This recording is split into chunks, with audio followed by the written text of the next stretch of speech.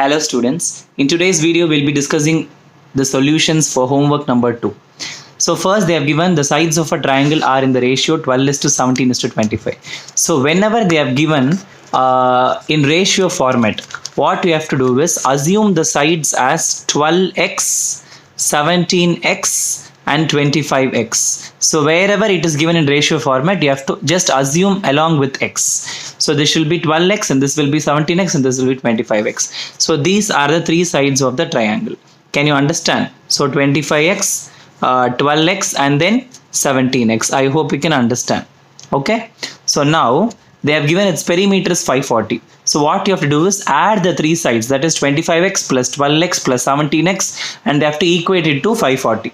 Because perimeter means the sum of the three sides, right? So you have to equate it to 540. Then you will be getting the value of x. Using that, you will be getting the value of x. You have to substitute the value of x in these three values to get the original value of the sides. So once you get the sides, you know how to proceed with the problem. Just apply Heron's formula and you will be getting the answer in centimeter square. Okay, just try this. If you have any doubts, you can ask me. Question number 2. What they have given in question number 2 is Sania has a piece of land. Okay, so she has a piece of land which is in the shape of a rhombus. So you have a rhombus. Okay, rhombus is something like this. Okay, and you have a diagonal. Okay, so she has a piece of land. She wants her one daughter and one son to work on the land and produce different crops. So she is dividing the land into two equal parts by joining one of the diagonals. So the diagonal is actually 160 meters. They have given the diagonal is 160 meters. Can you understand? And they have given the perimeter of the land is 400.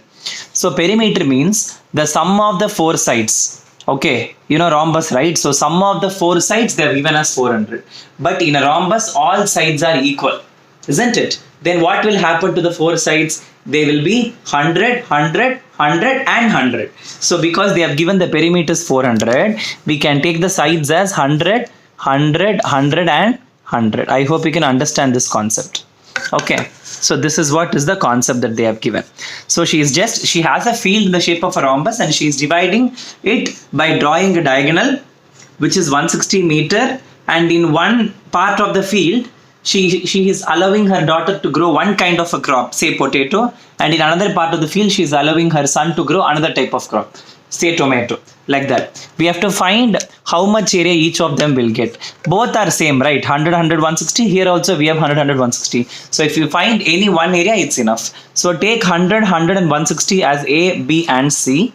Can you understand? You have to take this as A, B and C and then find the area of this triangle. That will be the same as this. So just apply Heron's formula for this triangle to find the solution. Okay.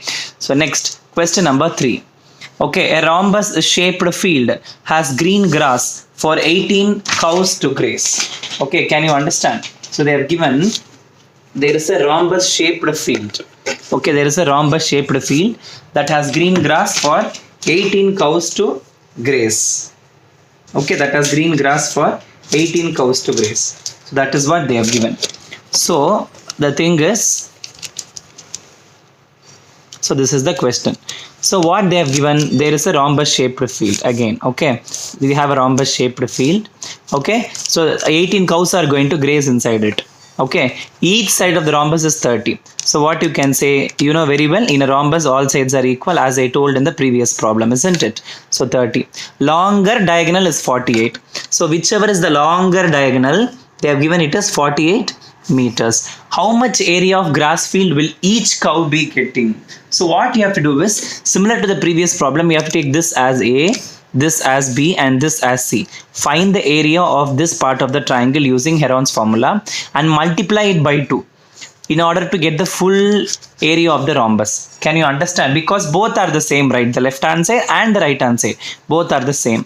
So you just need to find the Heron's formula you have to apply. You have to find the area of this triangle, then multiply by 2 to get the whole area of the rhombus. Then you have to divide the answer by 18 because there are 18 cows, isn't it? So I have to divide the total area by 18 to find how much area each cow is getting. See, imagine there are 18 cows inside the agriculture field shaped like a rhombus. Then how much area will each cow be getting? That is the question. So the whole area should be divided by 18 cows. So you have to find the whole area and divide it by 18. Whatever answer you get, so much of meter square is the answer. Okay, next fourth question. Fourth question is find the cost of laying grass. This is a very easy question. They have just given a triangular field. Okay, they have just given a triangular field of sides 50, 65 and 65. Just apply Heron's formula. This is A, this is B, this is C. Just apply Heron's formula. You'll be getting the answer in meter square. Okay, they have asked for cost of laying the grass. So laying the grass means it is inside the field, right? So you'll be getting the area.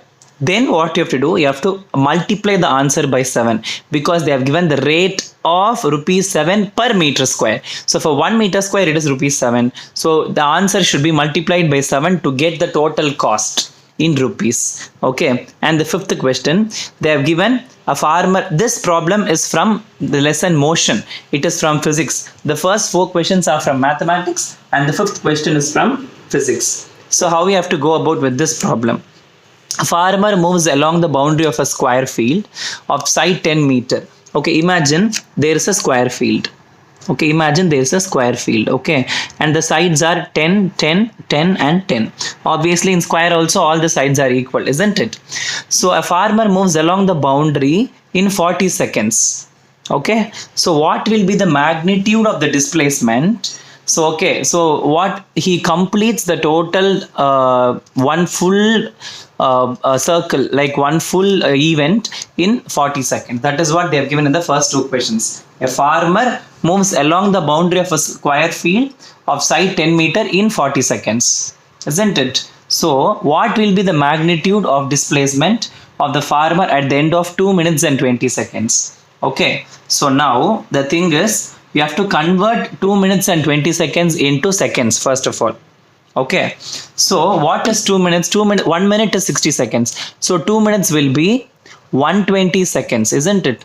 2 minutes will be 120 seconds and plus you have to add 20 seconds.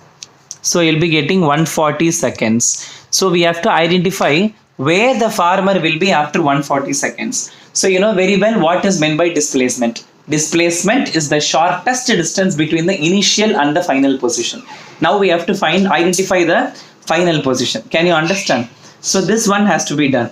So how we are going to do it?